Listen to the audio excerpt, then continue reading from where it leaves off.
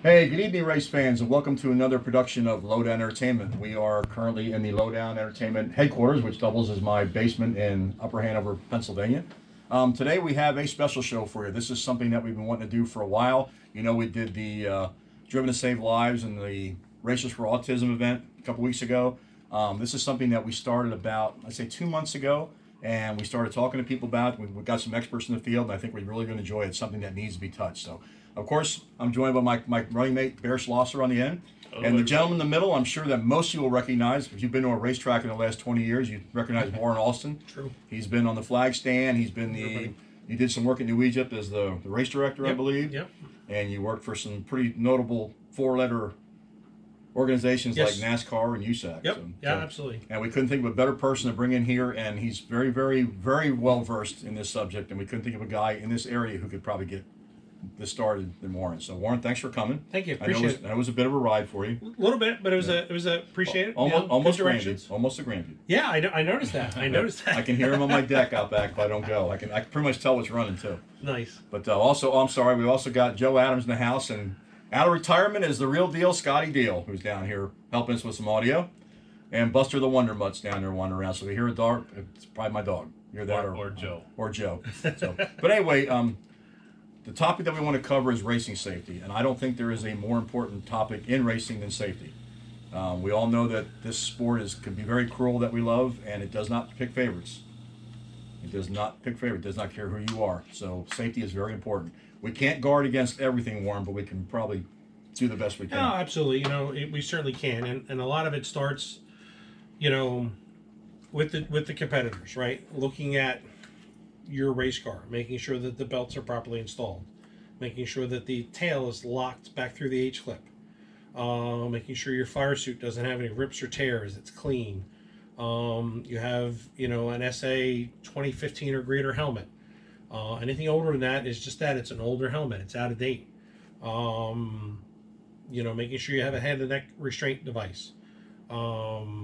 Nomex shoes, Nomex socks, underwear, tops and bottoms, the Nomex hood. Yep. Very important that you have all that personnel on. That starts with you, the driver, and then we expand into the racetracks. Right. Now, why don't you tell us a little bit about yourself? You've been around us as long as we have. So why don't you tell everybody when you first started this, back in the days of Flemington and Wall Stadium? Yep, absolutely. I've been around racing all my life. I think most everybody sees the little kids at the racetracks with the flags. That's when I started. Way back in the days, East Windsor Speedway, at Flemington, New Egypt Speedway when it was a pavement track and things like that. So I started at a young age, waving the flags because that was what I wanted to do. I didn't want to race; I wanted to be the flagman. I got an opportunity to work with Paul Cool and the staff of Flemington Speedway in 1982, and halfway through the season, and then in the 83 season, I got an opportunity to come to the racetrack, be a part of the inspection process, right? So when you bring your car to the racetrack, you have to have a safety inspection that's done, making sure, again, like we talked about, your belts, your fuel system. Back then you had to have a fire extinguisher in your car. Your helmet was good, and all the necessary safety equipment was right for your car. And that's when my passion began with that. And I have had an opportunity. I worked at Flemington Speedway up until they closed. I worked at East Windsor Speedway and many of the local racetracks here in the area. I've had an opportunity to officiate a race at or to work with. So we have a great group of tracks that are in the area that do give us a lot of entertainment, and so I'm thankful to be a part of that. I've had an opportunity to work with USAC now for the last 12 years. Had an opportunity to work with NASCAR for 8 years, which was originally the Busch North Series, then turned into the Camping World Series, and then the Can-Am Series, and now is actually the ARCA Menards East Series. I had to memorize that. I didn't realize there was that many changes. I remember Busch North. So it certainly has changed, and that time that I got to work with NASCAR, in 2003, that's where I really got a lot of the knowledge that I have today in regards to safety. Dick Gerard was our lead safety person with NASCAR with the Can-Am Series, still involved with NASCAR today. And he really took me under his wing because he understands, again, I have an emergency services background. I've been and just retired in March of this year, 34 years as a career EMT. So with that emergency services background, he's like, safety's where you want to be.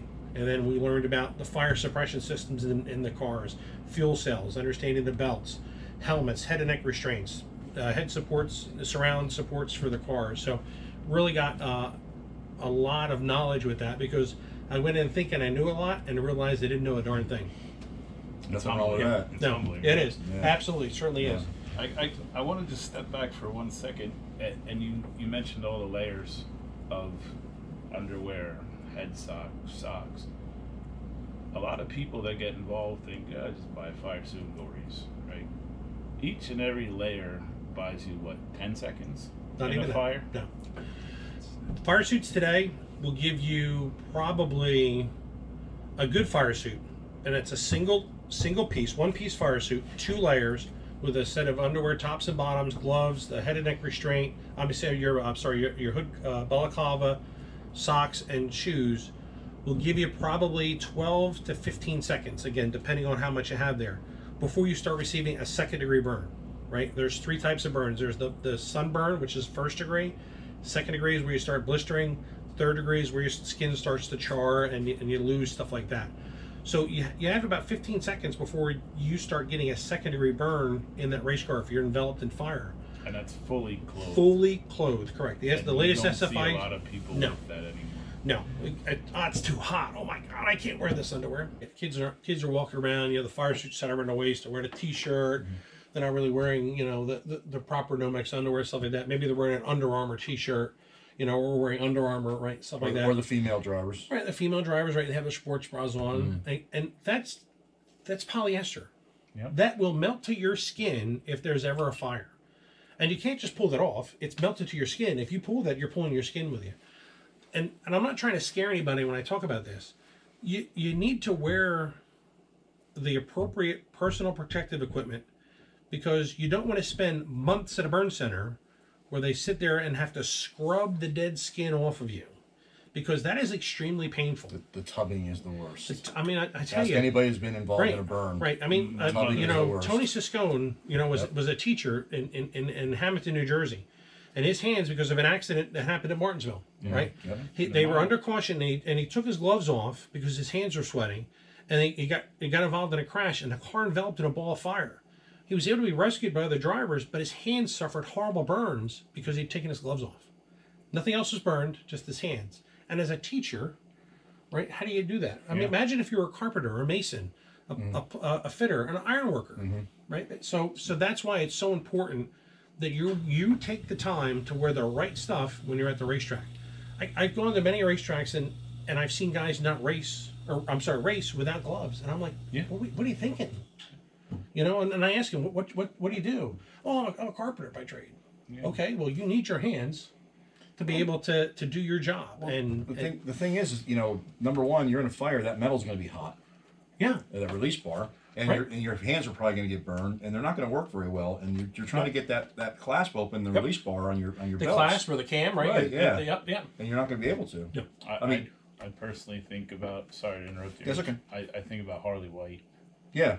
She was Yes. burned. Right. Yep. She's 70% of her body. Yes. And she's just scarred beyond Yep. belief. Yep. Thank God she's okay and she can still race, but her body's destroyed Yeah. internally and externally. Yep. Yep. Absolutely. And she, Well, look at Jake Waters. yeah, Right? yeah, Jake had mentioned it right, years ago. absolutely. Yep. And thankfully, Jake is doing well. Yep. Right. I think he's gotten back into a Yep, race he's car. been Obviously, racing, it's a Central Pennsylvania thing. I'm more Jersey guy, but. Yeah. But that was a horrific fire. Yeah. Thankfully, 2 drivers, took it upon themselves to help the fire crew, because the fire crew was battling the fire, to be able to go in, release the belts to be able to get him out of the car. Well, that was with Harley. I met Harley White. Yeah. Her and her family are wonderful. Yeah. Very, very, they're great people, salt of the earth people. I have one of her T-shirts upstairs, believe it or not. But the thing was that she was in that car and couldn't get out, and they couldn't put the fire out. And thank God for Donnie Ray Crawford, who reached in and pulled her out. Right. And so that was her angel. And that's when Donnie passed away, she was crushed. Sure. Because Donnie saved. The reason she's here is because of Donnie. Right. And we lost Donnie a couple of years ago for the chili bowl, an unfortunate deal. Right. Yeah. But Yeah. well, let's go back a little bit. It's not all about this, but No, absolutely. I go back a long time. I'm the oldest person here with the exception of Scotty. And he's got me by a couple of years, but we go back to like the Allentown Fairgrounds, and I can remember watching guys race without fire suits. Yep. without sprint cars without roll cages. Yeah. Yep. Roll cage, it might have been a hoop, then the roll cages started. I saw Mario Andretti win a race at Nazareth in a Silver Crown car with no cage on it back in like '69. Sure. You know, Yep. and then I've seen some very horrific things early in my life that really opened my eyes to how evil this can be. And I'll use the word evil because it can be evil. You know, and that's why this was so important to me was that, we look how far we come. I remember when fire suits were, you could wear one if you wanted to. Mm-hmm. Then after we had certain situations where, okay, now you got to wear a fire suit. Now you have to have a certain helmet. Like we talked about the roll bar padding, how that had changed. Now we went to the Hans device, which to me is probably the best thing ever. Yep. And that goes from guys running slingshots all the way to guys in Formula One. Yes. Well, That can help everybody. People have mixed feelings on that Hans as well. Me personally, I feel the Hans is only for a direct impact. Well, yeah, Head that's on. what it's made for. Now, my That's feeling very is true. there's other devices out there that can protect you from a more side impact. Right. And I'm not here to debate it either way, but Mhm. yes, it's come a long way. And the second it got developed, my son got one. Yeah. Because that's just Right. what we do. Well, absolutely. Yeah. Right. Yeah. Because you want your son to live Right. a good, long, healthy That's life. my boy. And Absolutely. I tell Right. everybody that I really didn't give Hans devices a second thought, but I was working with Michael Lang with his ASCS sprint car in Dallas, and we broke a front torsion stop at Devil's Bowl. Now, Devil's Bowl is big and fast like Port Royal. If you've never been there, it's a big, fast track. Mm-hmm. And he broke a right side torsion bar stop. Michael hit that wall hard, right on, straight ahead, and he bounced down the track, was hit by several cars, and he popped out of the top, and I was never so happy to see that kid in my life. Sure, And sure. Hans actually had that on their website for a while. Yep. And he was a little sore next day. He was 18, which, he can take a high. Young kid. But that car, we put that car, we could not use anything. There was nothing usable on that car. It even broke the engine. The crank broke, and we had nothing. The seat was bent. I think the only thing we saved was like the fuel shut-off switch or something like that. Sure, It was, sure, everything was absolutely, bent. right. But I mean, it's just, if he didn't have that, who knows what would have happened? Because he turned right, probably at 100 miles an hour, turned right in that concrete wall. And in a sprint car. when that part breaks, Yes. that's exactly what happens. That's You what get happened. that hard, right? It Yeah, just, absolutely. he said he was. You got nothing. You could Yep. be on the brake, and it's not going to help. He said he had enough to do enough time to do the sprint car. Bless me, where he got his hands back right. away from the wheel because that wheel jerked hard. Sure. But but I mean, just the stuff that we've come up with now. I mean, I remember the old days of the helmets with the other sides and Yeah. a guy with Airplane goggles. helmets. Yeah, Airplane and, helmets. yeah, and if it was Yep. cold out, somebody had a leather jacket on. Yep. Yeah. And now Yeah. I'd like to take it back to NASCAR back in the day. I remember the old in cars like back in the '90s, and they showed Mark Martin, and they said he's in there and he's just like in this like cocoon with a fire suit and a helmet, and they said something about it, and Benny Parsons made a comment. Well, he's a lot safer than guys were back then too. Mm-hmm. The Yeah. stuff, and that was 30 years ago, and they've come so far now with the Hans and everything else they're doing. But Absolutely. it's something how we I'm glad it's progressing. It's progressing along. It is. And it's because of guys like you that help push it. Oh, you know. and like you says, there's I mean, we have we got Matt McCarty from USAC. He's the technical director, and he's also the safety director for USAC. Tyler Bachman from the World of Outlaw Group, that as their safety director. Steve Topper from the All Stars, right? These are guys that I've all worked with, and that all have all the training, have all the equipment when they come to a racetrack. That if something bad were to happen, they're right there and able to begin to effectively support the driver that's in trouble, right? With the local track resources. So, it's to your point. 5 years ago we didn't have this. We relied heavily on the local resources to have all the equipment. And now, we've come this far, and I think you're going to continue to see it. I mean, look at the SRX series has an AMR team that travels with them, right? There's a physician and two paramedics that travel with the SRX series from Tony Stewart. You have the AMR team that's with NASCAR now, right? You have a physician that is in a fire suit and a helmet that comes right to the accident scene and is able to tend to a driver that's in trouble. We all know IndyCar, right, with Dr. Olvey and his team back in the day. That's continued on into IndyCar. Dr. Trammell. Right, Terry Terry Trammell, Trammell. right, absolutely. Famous. Very famous for bringing IndyCar up to where it is today. So we're starting to see that evolution of where things are growing, where things are getting better. Granted, it's on a national level. But look at our short tracks, right? Look at our teams at Port Royal, at BAPS, at Selinsgrove, at Grandview, our indoor auto racing series team. I mean, I can continue on. Everybody's making that progression to have a team that is at the speedway that's familiar with the cars, familiar with the drivers, that if something happens, they're able to get in and effectively, support and provide care to the driver if something bad happens. And if you travel to the Midwest, you got like the Lawrenceburg safety team. They're at almost every track in Indiana on any given night. You'll see them there. They were just out at the BC 39. We had the chance to talk to those guys for a little while. And we're actually going to have them on the show. But what a great, stellar group of guys they are. Yeah, absolutely. Bob and Connor and those guys, they're all firemen in their own right, and and they have been able to make safety not the necessary evil. They've been able to get sponsorship. They've been able to get people to support their operation, right? They utilize the fire aid. Their first response truck that shows up, the F-250 I think it is, Yes. has has the Enforcer fire aid system on the front of the truck. The slide out in the back's got the purple K, Yep. and all the rescue tools. Jay Mauser and the team from MedStar, they have a truck that pulls up, and they have the the foam pack that comes out, and those guys are all in fire suits and helmets, and they utilize purple K because of the quick knockdown of race fuel. So they do that all by getting sponsorships, and local racetracks can do the same thing. If somebody comes up to you and says, "Hey, listen, I don't have a lot of money, but I want to sponsor, I want to help with the racetrack."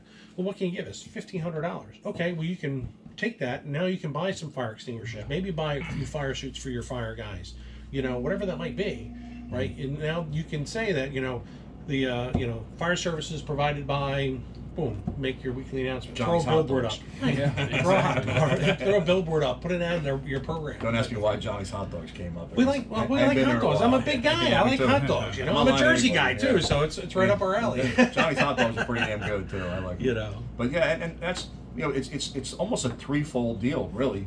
Okay, it's up to the driver and the crews to and the crew guys too. Absolutely. I always wore mechanics gloves when I worked on cars. Everybody made fun of me, but I always teach a new. I teach a new guy every time we get somebody new in the crew. The car come off after warm ups. I'm like, the first thing you need to do, everything on this car is hot. Yeah. Put that in your mind. Everything is hot. And that's up to us. And we're fueling. We're working on tires, things like that. Things happen, but it's also the track and the car builders. Correct. They have a stake in this too. And our cars have gotten a lot better over the years. A lot better. Improvements, Right. things like that. Right. The tracks, Faster. Yep. And I know you have gone to tracks and taught them. Like, you're always looking for anybody have any old chassis they want to donate. Yes. And you guys will go to New Egypt and you'll work with George and those guys. Yep. And yeah, I have three. Yeah. I have 3 chassis sitting in New Egypt now that are available for. And I get to if somebody wants to have a class, and I do teach the class. I've taught it at Motorsports. A couple 3 years. We did a classroom session, and then we went outside and did a practical session. And Steve Buckwater, was kind enough to donate his time, put all his safety paraphernalia on. Davey Salmons gave me an extra seat. We had some belts, and we actually, went through an evolution and took Steve out of the car. And did a full extraction. Right. Right. And the nice thing about I've always had a lot of respect for the Buckwaters, but Steve come up to me and said, I have a lot more respect for you now. So why is that? He says, because I didn't know you knew all this. I knew you knew how to fly, but I didn't. He's like, It's comforting. Yeah, and that's exactly what he said. Yeah. From a driver's That's exactly what he said. it's very good to know you're going to that track and you're there. And if I get in trouble, you can help me. Yeah. That's a good feeling. And it's not just that. I mean, people in the stands, like you did a rescue in Atlantic City one year, right? We did. We had Or a gentleman had an ailment. just prior to the drivers meeting. Yeah. We got word over the radio there was someone had passed out up by the drivers meeting. I went up, and when we got up there, the gentleman was in cardiac arrest, and then our infield team, started to come up to assist me. Andy Byron, who's a Manchester, New Hampshire firefighter, Fred Frieda, who's a Chesterfield Township firefighter, myself. We started resuscitating the driver's family member, and we were able to get what's known as ROS, which is return of spontaneous circulation. We got pulses back, and he was able to come out of the hospital. So we had a kid Saturday night in New Egypt, fell into bleachers and broke his arm. There was another one. And got to the right. And mom took him to the office, and then our office manager, said, we need the ambulance. I have somebody that's hurt. Well, our ambulance is in the infield. I'm in the tower, so I just came out of the tower and went down there and started helping until the ambulance got there. So, I'm lucky, right?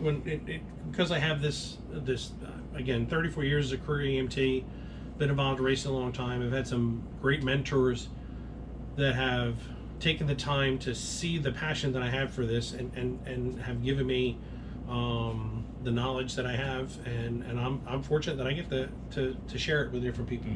And again, I don't charge anything for any of the classes I do. Love to come out and teach it, whether we want to do just a classroom setting, we want to do a combination classroom and hands-on. You know, we could talk about, you know, fire suppression. You know, we could talk about all the different things that are out there, because it's important. I think that racetracks, safety teams at racetracks have upped their game, and that's the reason being is because they want to be prepared. They want to have the training, because when something bad happens out on a racetrack, it's not like, oh man, what do I got to do now? It's just muscle memory, because most everybody that's on the track services at your local racetracks are firemen, are EMTs. Most of them are volunteers. Some of them might be a career guy, but they do it because they care. You know, they don't do it because they're getting paid. Most of the time, the guys aren't even getting paid. They're just getting allowed to come into the racetrack, you know, for nothing. You know, they're volunteering their time to offer their service. Yes. You know, as a generosity and a service to the track. Well, and another thing you have in New Jersey, and if you're not from around here, if you're from Pennsylvania or Indiana or Ohio, New Jersey's run by the state police, all racing. Is observed and run by the state police. And you'll have a trooper, Sergeant Ski comes around, and he will be checking cars.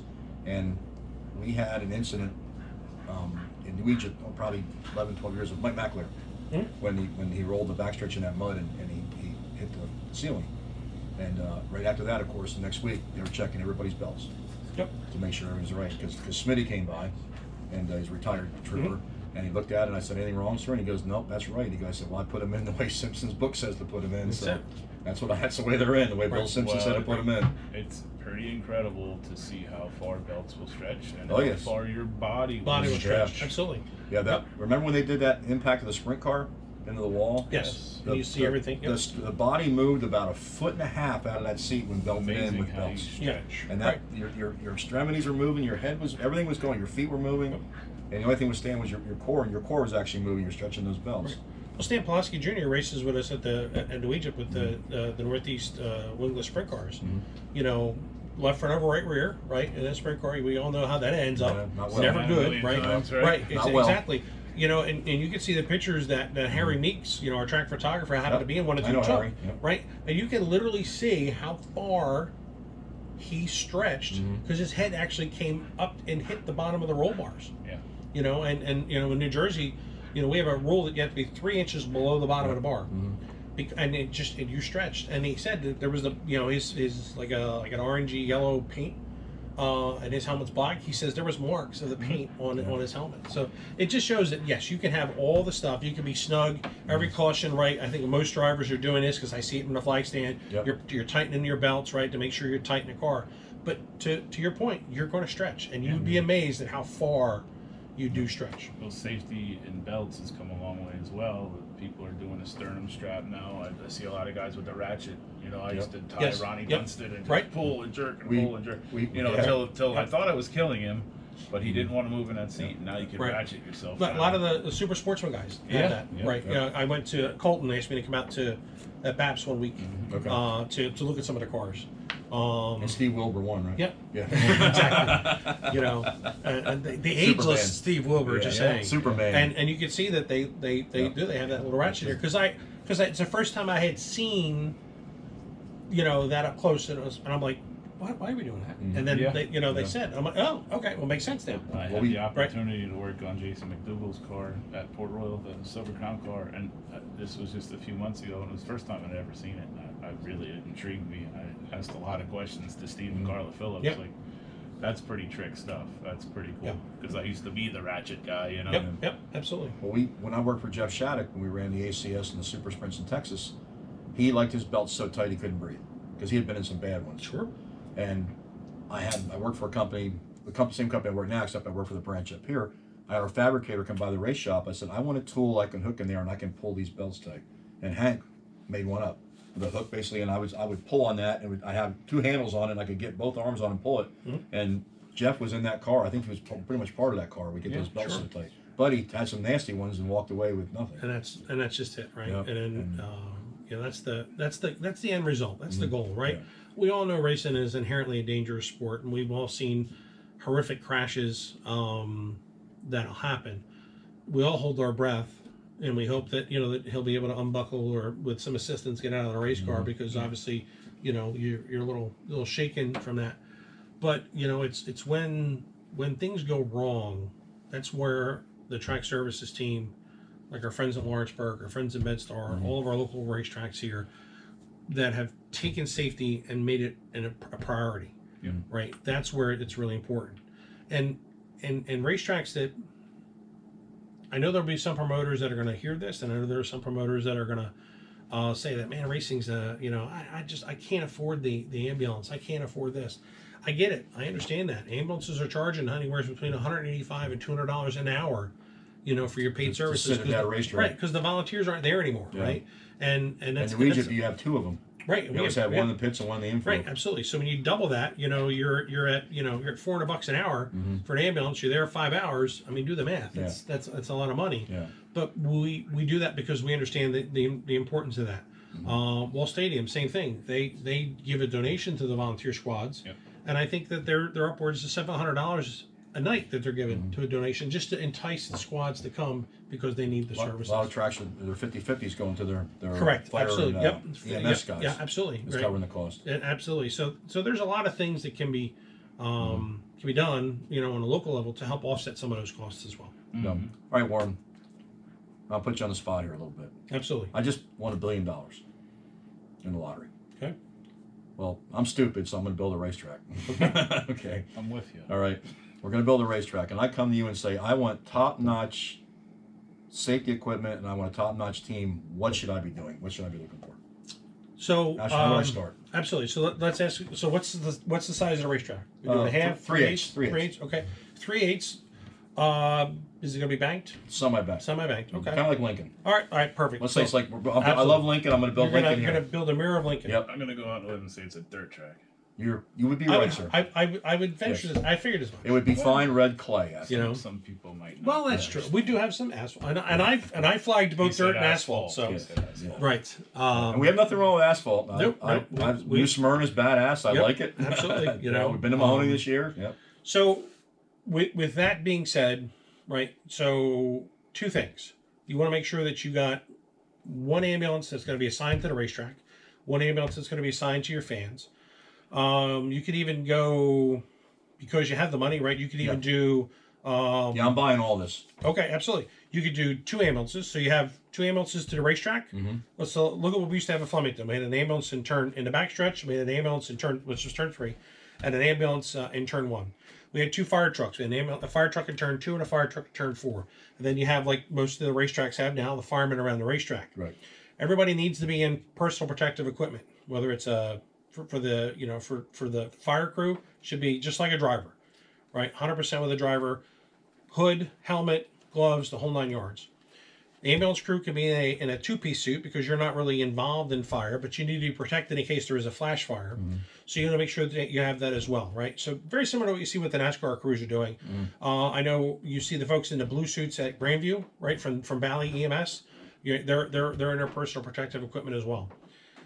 On those trucks, you should have, all your assorted rescue tools, right? So you can pick your company, Amicus, Hamatro, Hearst, right? Whatever you want to use, Champion. Pick your poison for that. You want to have a cutter. You want to have a spreader, because you're going to have the 4 cylinders. You're going to have the street stocks. You're going to have an enduro, right? So you need to spread some stuff. Oh yeah, we're gonna have full body cars. Right. So we're gonna have absolutely. that. So you're going to need to have a spreader and a cutter. Yep. We're gonna have a full body. Right. version. So you have a spreader and a cutter. It should be able to be operated at the same time. Right. So you have a pump that's set up for that. Have a 150-pound Purple K tank. You should have one of the, if you go with an Enforcer system, I would go with an Enforcer 30, because that gives you 300 gallons of foam. And Fire-Aid is the manufacturer. I have no stake in any of these companies that I'm mentioning. But nor do we, but it's nice to know. But Fire-Aid, again, you can do an Enforcer 30. It's it gives you 300 gallons of foam that you can use to fight a fire. So between a Purple K and a foam, you're going to really take care of everything. And I have assorted hand extinguishers, right? You're going to have some, 20-pound Purple K extinguishers, your 2.5-gallon water extinguishers, some CO2 extinguishers, and now you have really a truck that's good to go. It should be a quad cab, and again, it should be so that the equipment is easily pulled off, right? So that you can flake the hoses off, come out the back, and be able to go what you have to do. That's your racetrack. Now think about, okay, I just put a car out of the ballpark. All right, how many times have we seen the wall of Allah eat somebody and they've almost gone up and out of the ballpark? Or how about the one year when they did over in the first turn side? Yep. Now what do? The car is on the outside of the racetrack. You need to make sure you have some resources on the outside, right? I know Lincoln, I haven't been to Lincoln in a couple of years because we haven't been here with USAC, but they used to have an ambulance in the grandstand just to the left, the turn 4 side of the flag stand. Yeah, down there by the Yeah, pictures. yep, down yep, there, yep. bottom of the hill. And then back- that would, the and back so entrance so there, so yep. so there was so they have the Bottom of the ambulance hill. there, but you don't have to have a whole fire truck. You can get a side by side. You could put a small 50-pound unit of Purple K and some hand extinguishers we just talked about. Some 2.5 gallon water extinguishers mixed with cold fire solution, and you have 2 guys on a side by side, and they can take care of again anything that happens on the outside of the racetrack. Because they're going to be able to get there quick. Because where's the fire truck? In the infield. Right. It's got to then leave the racetrack and get to wherever the problem's at. So, After you throw the red flag, because you're my flagman, by the way. oh, all right, that's good. I got to bring Nicole though. Yeah, Nicole. Yes, you Yes, definitely. I don't. package You don't. deal. It's a package deal. You're a package deal. You're Absolutely. Nicole Flood. Yep. That's the way it's gotta be. So that's where again we're looking at. We take care of the racetrack, but what if they leave the racetrack? Right? You got to make sure that you have the resources out there as well. So, and that's always something that when I have a class, I talk about it. I tell everybody, listen, incidences are going to happen on the racetrack. Things are going to happen outside of the racetrack. We need to worry about as well. There could be the car that comes into the pit area and the brakes fail, and he comes in there and he's trying to get it wound down, and he runs into the back of the trailer or he hits somebody. You need to make sure you have resources for that. Or you're filling the generator; it runs out of gas. Right. Everybody does it hot. Exactly. There's not one person that cools it off. No. You fill it up and then Do a and, hot and do a fuel. hot fuel, and then if it spills, and then you potentially can have a problem. So there, again, we have to make sure that we have a plan, and that's one of the things that I teach everybody to do is to have an emergency action plan. NFPA 610 is the motorsport safety rule for the fire protection, right? So the National Fire Protection has a rule. It's called NFPA 610, and that's where you build your plan for your racetrack. So you have a plan if, okay, what happens something in the pit area? What happens in a grandstand? What happens if the kitchen catches fire? Yeah, who had the grandstand fire not long ago? There was a fire somewhere in a grandstand. Was it Middletown? Like there was a fire. I remember. I don't know. I don't remember the location. Not Middletown. It's a great Right. facility, and I spent a lot of time there as a kid. Yeah. But there was an actual fire in the Right. like a Right. structure fire. Right. So you have right. So you have fryers. You have all that. So Yeah. you have potential issues there. I as a kid at New Aegis Speedway back in the day when you had the big bus fuses Yep. that would do everything. Well, they lost the lights, and I started to smell something burning, and we turned around, and there was the fuse box, which was underneath the tower. It was glowing red. Right. It was glowing red, sparking. Right. So these are the things that can happen outside of the racetrack, Right. and that's why you have a plan, right? I mean, what was it? Williams Grove, maybe now probably 8-10 years ago, when the kid from Australia flipped down a front stretch and the entire front axle went into the yes. grandstand behind a flag stand. Yeah. The late Butch Buck, who used to work with us at the indoor series, he told me he's like I couldn't turn around to watch it because I thought for sure it was killing somebody. It And happened. thankfully, it just missed an elderly gentleman sitting there. You can see him. I think the video where he just moves out of the way. That happened at It Devil's Bowl happened one at night. A tire, Volusia a also. right rear tire came Car. off, Right, and thank right. God it went in the section where people weren't sitting. Yeah. And Right. it took the good bounce. Yep. And that went that way instead of going this way. Well, you see a loose tire coming down the track, you have no clue where that's going. Nope. No. Nor does it. And No. let me tell you, that tire's moving about 30 miles an And hour. you ain't It gonna will run stop you it.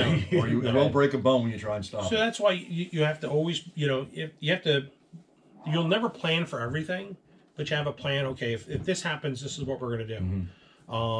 And for the indoor series, we have a very extensive plan because we go to 3 different states and deal with 3 different venues and their local resources.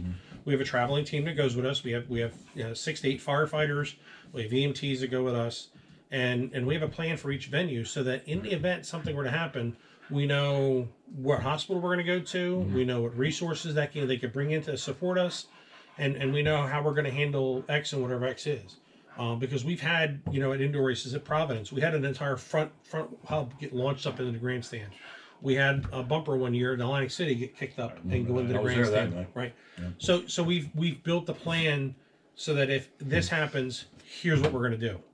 And again, it's it's not a perfect, you can't plan for every scenario, but you plan for the most common ones, and that's where exactly that's where you're successful, right? Right? Agrees. Exactly. Thank you, Buster. And that's where you're successful for that. Yes, weather is a good part to bring up too. And people, like when we stopped the show at New Egypt a few weeks back because we had a thunder lightning storm come in. Oh yeah. That happened to us in Indianapolis. They said weather's coming. They put it up on the big Right. screen. And that's what local tracks have to think about too, is that because of the weather that comes in, right? You may need to stop the race. You may need to ask fans to seek shelter because of the weather that comes in. Because what was it, a handful of years ago? Somebody was killed at Pocono. Yeah, I was there that day. Yeah. Yeah. Yeah, we all got evacuated Yep. out of the grandstands, and as we were leaving, for whatever reason, I hit a drainage ditch because their parking lot's fantastic. I blew a tire, and as I went changing the tire in the pouring rain, we heard the chaos, and we found out, ultimately that the guy died. Yeah. Right. So But it was bad, quick. Yeah, and it does, happened and it does quickly. right, and it does just that. Summertime thunderstorms, we've all seen it, change like that. So, so much that comes to the plan, so much that comes to track services and track safety, and it's, and that's where you have to think outside of the box. Yes, we know stuff is going to happen on the racetrack, but outside of the racetrack, we have to think about and plan for that too. We talked one time on the show where people just show up, they pay their money, sit down, they watch the race. They don't realize that guys had to drive those cars there in trucks. People had to show up and turn fryers on. Electrician had to get there, make sure the sound worked. And these guys, what Warren's talking about, all this is being put in place just for safety. Every track out there, I'll say pretty much every track has a plan like this. Well, I know the ones around here do. So they have to keep that in mind too. They have to make sure you see a good show and it's safe, and they have to be ready for anything because we got several thousand people in one place, and you're having cars flying around and hot things, and things happen. Yep. I mean, last year Scotty and I were at Kokomo, and I got hit in the arm with a rock in the stands.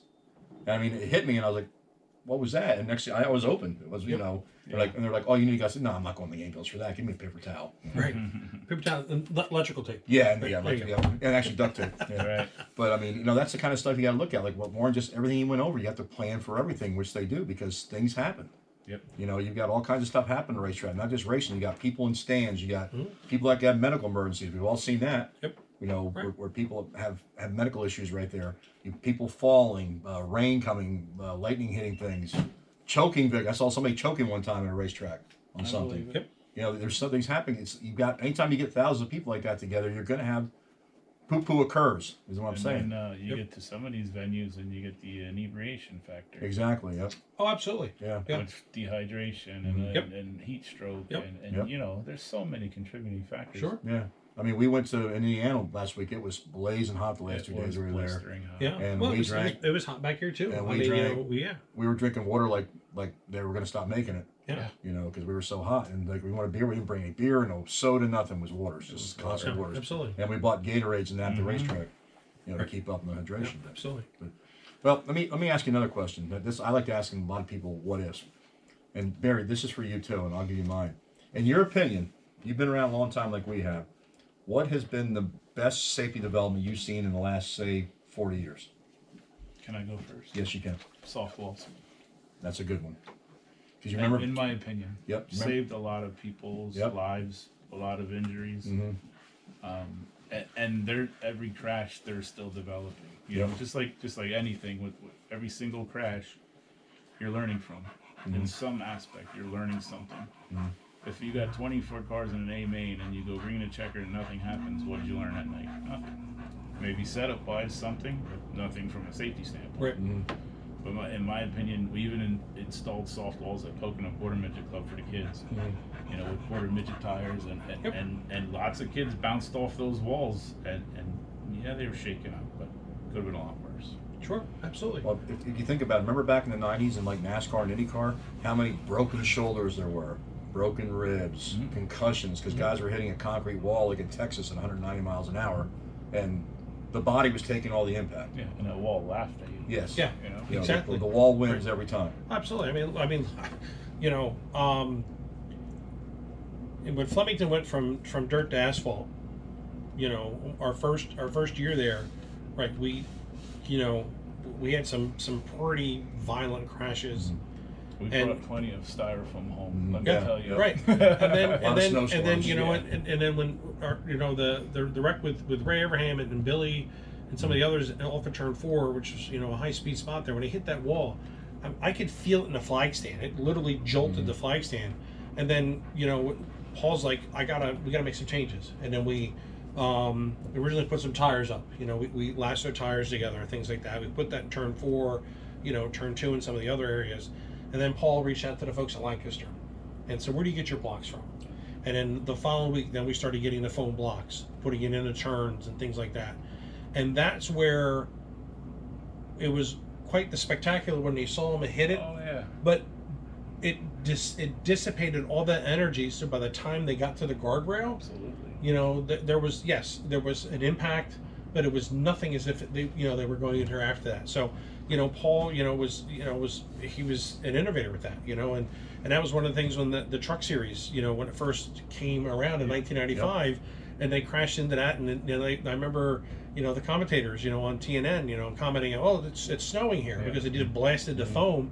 But the driver was okay. They were able to drive the car away, or they were able to walk, out of the car after the crash and stuff like that. So yes, I think safer walls has certainly come about. Did Flemington have that before Oswego, or did Oswego pick it up after Oswego Flemington had had it it? first. Oswego, the New York tracks, They Oswego had and it, Lancaster. like yeah, Lancaster they, had it, right, yeah, they yeah. had it first, yeah. Yeah, that's what I was wondering. I know Yeah. that I thought they had it at Oswego because the supers would hit really hard. And Yes, those blocks are absolutely. no joke. They're heavy. Yeah. Oh They yeah. are. Oh, they are. I Yeah, used that's- Sawzalled a lot of that out of our Yeah, that's wheels. Yeah. somebody was telling me that's like 2 pound per square foot block. That was like Yeah, concrete. that's Yeah, serious Paul, stuff. Yeah. we've gotten to know some of the Oswego folks from up at Syracuse. They've come supported us, for our indoor race. Paul, Cazone, and Mark Kapusky, who are some of the lead safety personnel for Oswego. They've talked. They tell us that it's heavy to move those blocks and stuff like that. But they have seen that has really helped reduce a lot of that energy that comes back into the driver. And the guys are being able to survive. Yeah, exactly. Yeah, I think that's a really good one because they have foam blocks at Fremont, Ohio. Yes. There's only a 8/3 of a track, third of a mile, And and it's they a have foam in the fast corners, joint. and it's a fast joint. And I've seen Kelsey Ivy, John Ivy's daughter, flip there and hit her head. And I thought she hit the concrete, and said, "No, that's all foam." She hit the foam, Goodness which for that, was thank God it was there because you never want to make contact with a concrete wall with No, any part of your no, body. no, not at But all. they have that foam in there, and that's the reason they have it because it's a fast little joint. Yeah. But, And I think for me, I think it's seeing the head and neck restraints devices come out there.